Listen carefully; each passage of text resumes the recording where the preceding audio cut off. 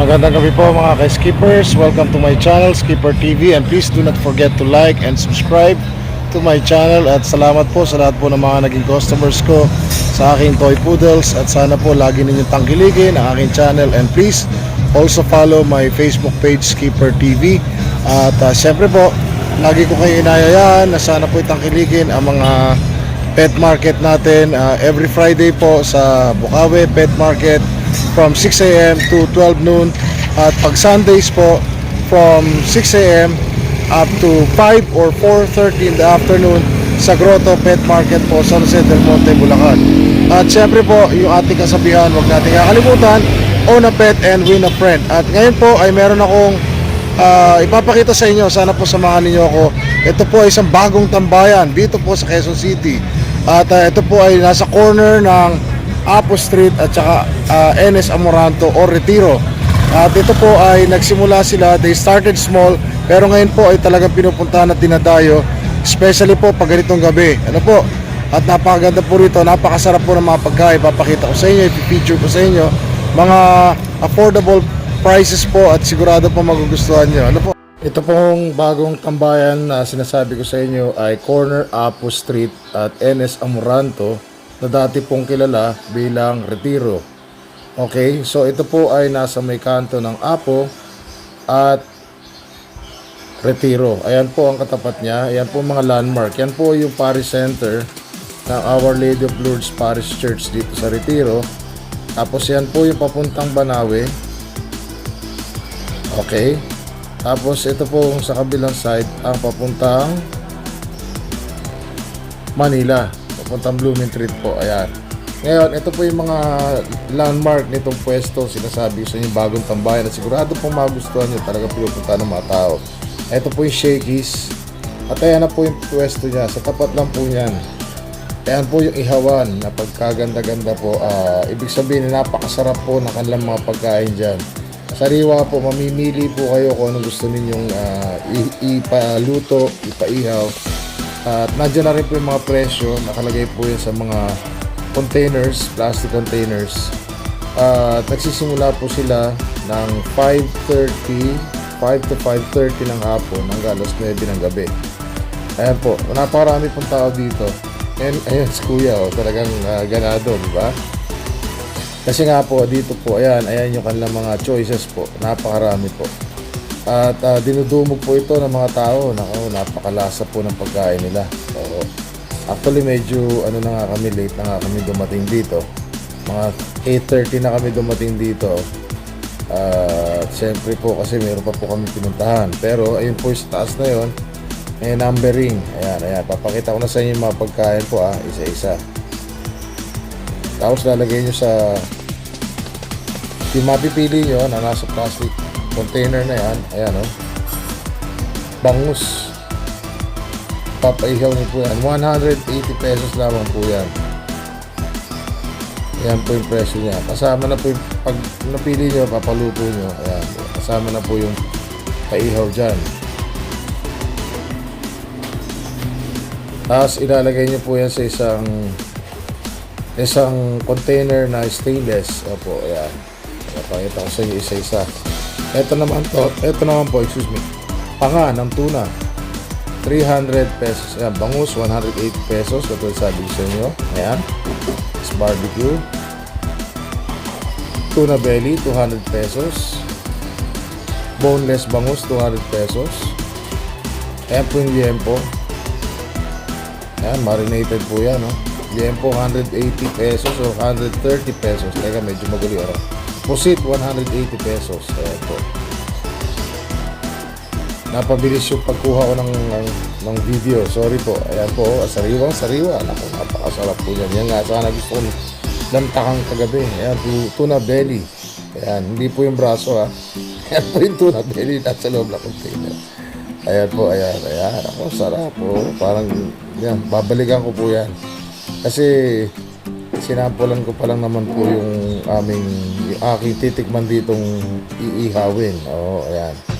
Tapos ito yung tuna, panga. Ayan, 350 pesos pala siya. Ako, napakalasa po yan. Sa totoo lang.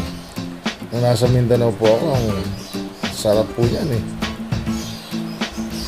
Ito yung walang boneless bangus, 200 pesos only. Ayan, buksan natin ha, para makita nyo po. Wow, nag-iisa na lang. Yan po pala, marami po sila nakaset dyan. Ngayon, hanggang sa maubos yan. For the whole night, for the whole afternoon. Ito, tilapia. Ayan po, sariwang-sariwa. 200 pesos lang. Tapos, syempre po, ayan yung bangus na 180 pesos lamang po ang presyo. Ayan po. Syempre, yun nga uli, yung pusit. Kasi mahilig ako sa pusit. Tapos ayun po yung mga number pag maraming tao. Yan, may number sila ginawa. So first come first serve. Si kuya talaga excited oh. Siyempre naman ano po. Naku, huwag ka mag-alala kuya, babalik po kami dyan. Babalik ako dito, masarap eh. Ayun, namimili na sila ng liempo. May papaihaw. At ito pa po yung mga iba pa nilang mga choices. Ayan, tingnan natin, ilatag natin yan. Tender juicy hotdog, 20 pesos each. Ayan po. Ayan, napakasarap po yan. Iba yung pagkain pag marami. Balunan, 20 pesos. Yan, gusto ko yan. Babalikan ko po yan. Nagkikrave ako. Tapos isaw baboy, 20 pesos each. Ayan po. Grabe. Eto, dugo. Yung mga mahilig po sa ganito. Oo. Ayan. 10 pesos each. Tenga. Ayan, 20 pesos each. Ayan po. Sarap po yan. Malutong yan pagka niluto. Oo, paluto nilang mabuti. Fish tofu. 25 pesos each. Tingnan natin. Ayan. There you go. Oo. Tapos ito yung tokwa. Ordinary tokwa. 12 pesos each. Yung kada tuhog. Ayan. Oo. Alam, mahilig po ako dyan. Pinapapako po yan. Masarap po yan. Healthy. As kaya na, syempre, nilatag na yung mga iili.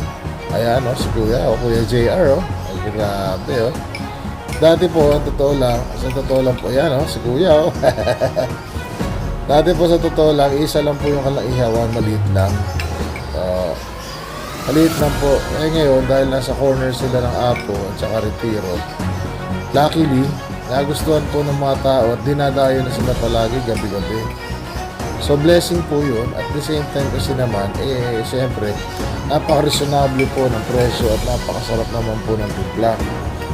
At talaga pong swak sa budget at swak sa panlasa. Ayan po yung tanga, iniiha ko, grabe, sarap. Gusto ko po yan, babalikan ko po yan. So, lalo po ngayon, nagda-diet ako. Siyempre po, gusto natin maging healthy tayo, di ba? Para hindi tayo, iwas tayo sa sakit. So yan po, ang kinakain ko lang ngayon, wala na akong carbs. Less carb ako ngayon. So, no carb at all. Yan po, pinipilit ko, tinatry ko. Kailangan lang naman practice eh. Kailangan sanayin ko yung sarili ko. So ang kakainin ko lang dito ay yung nihaw, liempo, at saka yung bangus. Tapos kung ano pa po yung napili ng mga kasama ko, ng asawa ko at saka anak ko. Ayan, yung bangus, Kanya naman, Lalo pang pinasasarap ang lasa, Grabe. Ayan po, may cold water sila rito. At ayan, nandyan yung mga tissue, plastic gloves, pagkakain tayo, spoon, plastic fork. Ayan, lahat po organized. So para, ayan, ito yung lalagyan ng, ito yung mga baso, plastic cups. So po, siyempre, pinupunasan mabuti ni Kuya yan. At yan po yung mga kababayan natin, mga taga rito sa malapit na kumakain po dito. Tapos yan, yung kanila pang isang surprise na masarap na siguradong magugustuhan ninyo. Po, pwede ninyong tingnan ko niya. Mamaya sasabihin ko sa inyo ko niya. At katabi niya nga po yung R&B. Kasi yung R&B, milk tea, fruit tea, at the same time potato corner, isang pwesto lang sila. Magkakasama sila dito sa corner ng Apo at Retiro. Kasama yung Shakey's. Po, ayan, yan ang landmark. So hindi kayo maliligaw. At syempre may hot soup. Ayan po, pampakondisyon. Ayan po. At syempre may yelo. Pwede kayong umorder din ng Coke. Ayan, ang dami pong kumakain. Mga nakasakyan pa. Sa totoo lang po hindi lamang po yung Shakey's Pizza Parlor ang dinadayo po nitong ating mga kababayan na mayayaman dito. Actually, hindi lamang po para sa mayaman to para po sa lahat ito. Ang naging significant po dito is talagang napakarami na po talagang nakakilala dito sa luto nila kuya nila ate. Ayan po yung plastic gloves para po kung gusto nyo magkamay, hindi po magdumihan yung kamay nyo, at syempre para mas safe, no, yung pagkain, mas alam ninyong hindi marurumihan. Ayan po yung style yan. So there you have it. Habang naghihintay, opo, ayan, habang naghihintay po ng naluto ay meron din silang music at the same time. Pero siyempre po, in-unplug ko yun dito dahil ayoko ma-censor itong ating vlog, itong content. Sayang naman, ano po. Kaya po nag-voice over ako ngayon. Pero at the same time, masarap po dito. May mga tent po yan. May mga umbrella na naka sa bawat upuan ninyo, sa bawat tables. So, ayan. Napakalaki na talaga ng nag-improvement nitong Iyawan po na to. At totoo lang po, mga around 6 o'clock to 7:30 yung oras ng meal time sa gabi. Sa totoo lang po, ang dami pong tao dito kumakain. Ang dami pumupunta. Palibasa po, malawak naman po yung kalsada. At gabi na, ano po, may makakapwesto na kayo. At ito po yung sinasabi ko sa inyong malaking kaldero. Wow, ang sarap po niyan. Ayan po yung soup, no? Tingnan natin kung anong laman po niyan. Ayan na. Kinukuha na ni Kuya. Ayun pala naman, bulalo. Ayan po. Yung soup na yan, na ibibigay sa inyo ay galing sa bulalo. Ayan po. Diba? Yummy. Yay! Sarap. Sayang nga po na late na kami kasi yung barbecue wala na. Maaga po nauubos yung barbecue. Bale, na order pala namin po lamang ay ayan si Kuya, nag-i-invite po si Kuya, every day. Ayan, pakinggan natin ang kanyang sinasabi. Ay, nakadabing nga pala tayo. Sorry naman. Anyways po, ayan po nag-i-invite sa every night, every afternoon from 5:30 in the afternoon up to 9 p.m. So 3.5 hours lamang more or less. At ayan po, hindi naman masyadong marami in-order namin. Liempo lang para yung bata po nakasama na anak ko na nalamog yung kanyang puwet dahil tumalbog sa hagdan. Tapos meron siyang tenga, ayan. Tapos bangus po ang isa pang order namin. Kaunti lang naman po, hindi naman po kami ganun gabi na rin siyempre. At the same time, ako po yung nagda-diet. So, kailangan medyo regulated lang yung kain. Ayan na po. Dumating na po yung napakasarap na bangus. Sariwa po yan. Bagong ihaw. Ayan po ating lalantakan dito. Grabe yung ating term, lalantakan. By the way po pala, mapapansin nyo yan, merong rice wrapper po yan. Malinis po, parang parang restaurant talaga. Para ma-preserve yung init ng kanin. Ayan po. Imagine nyo, ayan po, may baon akong itlog na hard-boiled egg. Tapos ayan, ang ating bangus, pinagpira-piraso na. Napaka-juicy po, napaka-lasa. Sarap po ng timpla. So, mura-mura lamang po yan. At practical na po. Marami na po makakain ito. Pwede na po pagsalusuluan po ng 4 hanggang 5 tao more or less. Siyempre po, tayo naman kasi mahilig sa kanin. Yun nga po, at sinasabi ko sa inyo, hindi po ako nagkakanin ngayon. I'm trying my best not to eat rice kasi po para no carb or less carb at all. Kasi nga, siyempre po, masyado na po akong bumigat at tumaba. Kailangan magkaroon tayo ng balanced diet. Kaya ulam lang kinakain ko. Napansin ko yung ulam, pag kinain ko, ayan, napaka-sweet po ng wife ko. hinihimayan pa ako ng bangus. Tinatanggal niya yung tinik. Tapos ayun lang kakainin ko. Yan lang po kakainin ko. Yung liempo, yung hard-boiled egg, at saka yung bangus. Yan lang po.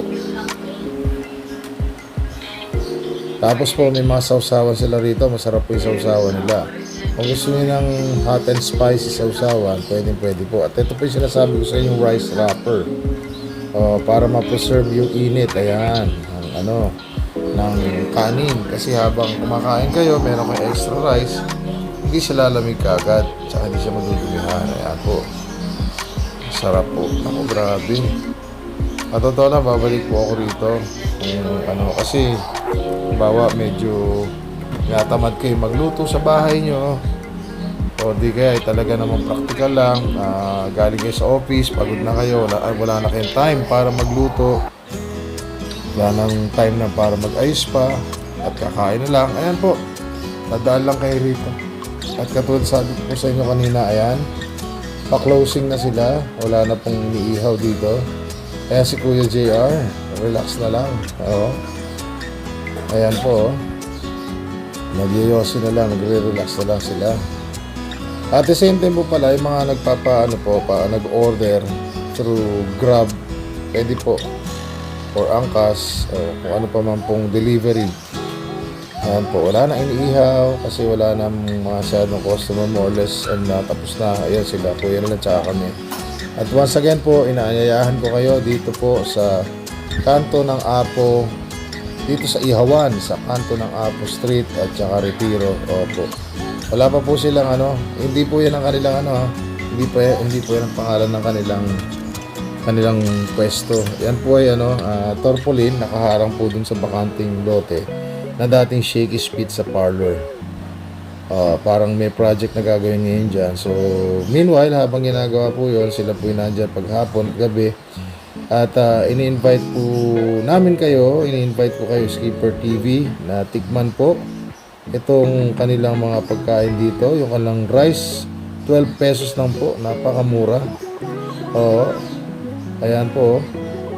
At closing time na, hindi na sila magluluto pa masyado. Kung may humabol po, pwede po hanggat open sila, hanggang alas 9 po sila ng gabi. May bulalo rin sila rito, soup. Kaya meron tayong Joyride rider, si Kuya. May mga umu-order po. Madalas nga daw po start ng opening nila alas 5:30. Marami na pong nag-aabang ng mga customers po, mga kakain dito sa kanilang pwesto. Ayan, ini-invite po tayo ni Kuya JR.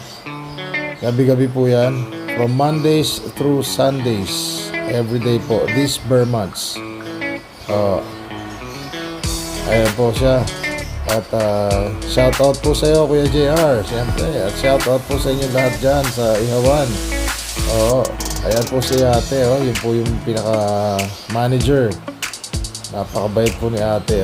Shoutout sa iyo, ate. Shoutout po sa inyo. Ayan po. Nakalimutan yung pangalan nyo, sorry. Pabalik po ako. Okay, mag-alala. Iba-vlog uli kayo.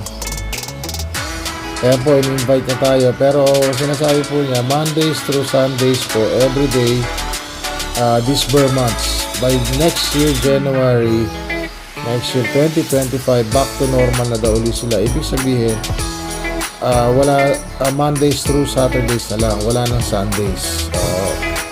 Ganun po daw mangyayari. Same time po, 5:30 in the afternoon up to 9 p.m. 9 in the evening. Opo. So everyday, same mga ang kanilang mga putahe na nandito na pwede ninyong pagpilian at tikman. Pwede nyo bilhin lahat. Sa totoo lang. So yan po, huwag kayong makakalimot po na pumunta dito. Napakababait po nila. Ayan po. So, lagi po ninyong tatandaan, please subscribe to my channel, Skipper TV. And please follow my Facebook page, Skipper TV.